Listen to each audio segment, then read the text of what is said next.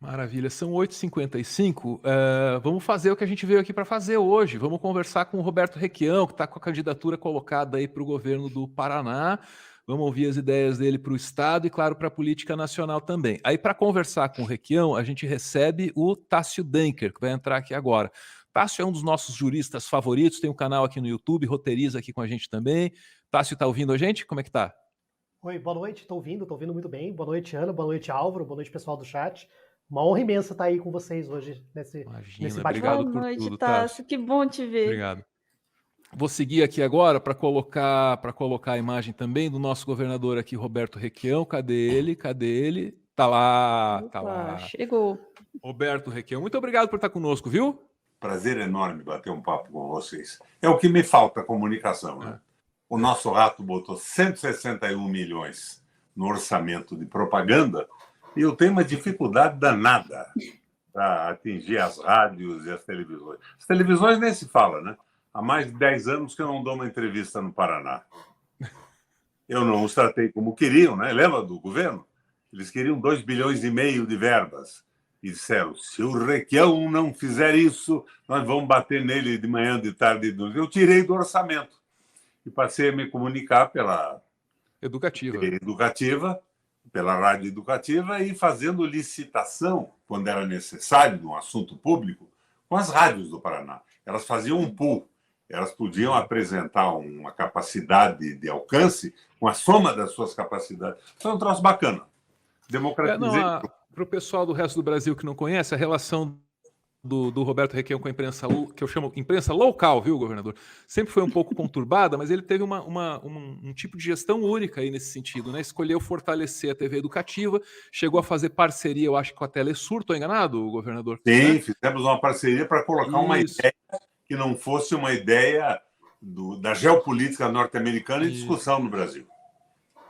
Então é uma coisa muito rara, assim, duvido que tenha acontecido igual ou parecido aí pelo Brasil. Só que tudo isso virou terra arrasada, né, governador? A TV que passava documentários interessantíssimos ali e tal, virou o quê? Uma TV de turismo agora, não é isso?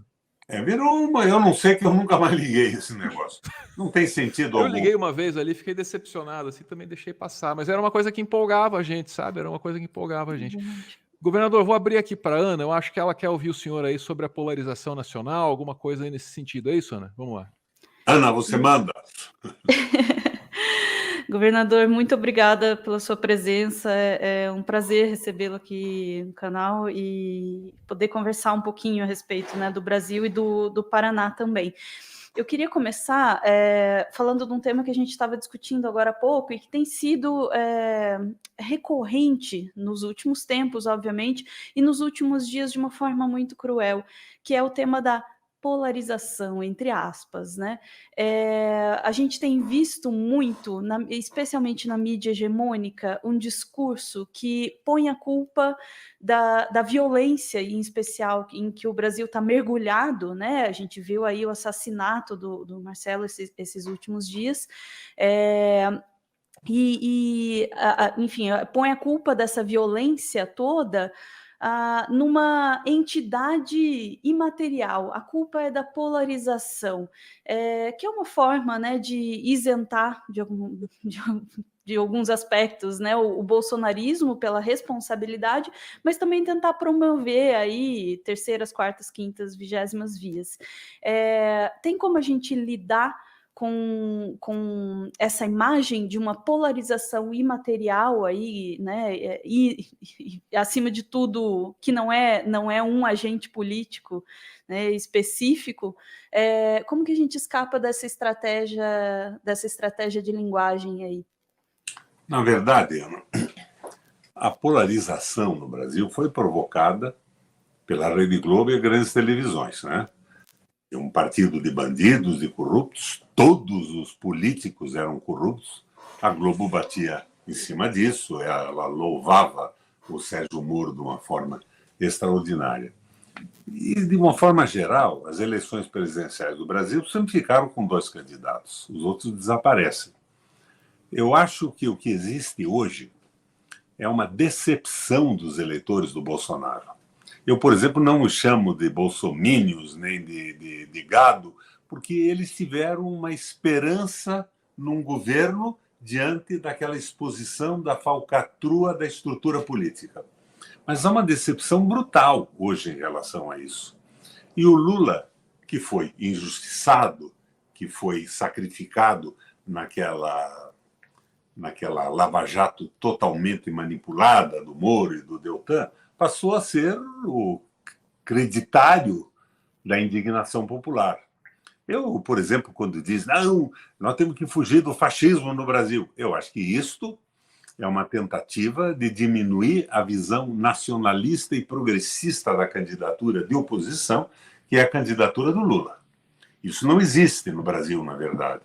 Agora, lembro o Álvaro e Tássio, Ana, do Marshall McLuhan, naquela Revolução Francesa, que eu participei, andei por lá, eu era meninão e andei por lá, que o meio é a mensagem. O discurso bolsonarista da utilização da violência, das armas, leva à violência. Não há dúvida alguma que o que aconteceu em Foz do Iguaçu, onde morreu o Marcelo Arruda, que era meu amigo pessoal, quando eu fiz a minha caravana lá, ele tirou fotografia junto comigo. Ele tinha sido candidato a vice-prefeito de Foz do Iguaçu, era o tesoureiro do PT de Foz do Iguaçu. Aquilo foi estimulado pelo discurso. O meio é a mensagem. O discurso do Bolsonaro provoca essa exacerbação, que eu acho que não é nacional, mas ela pega minorias mobilizadas e transforma isso na possibilidade de um acidente como esse de Foz do Iguaçu. Simplesmente terrível. Agora, o que eu digo isso? Nós estamos num processo democrático e eleitoral. Álvaro, na democracia, o voto é a arma do soldado cidadão. Nós temos que estar desarmados e resolver essa mudança necessária de reconstrução do país com o voto da população civil firme e bem informado.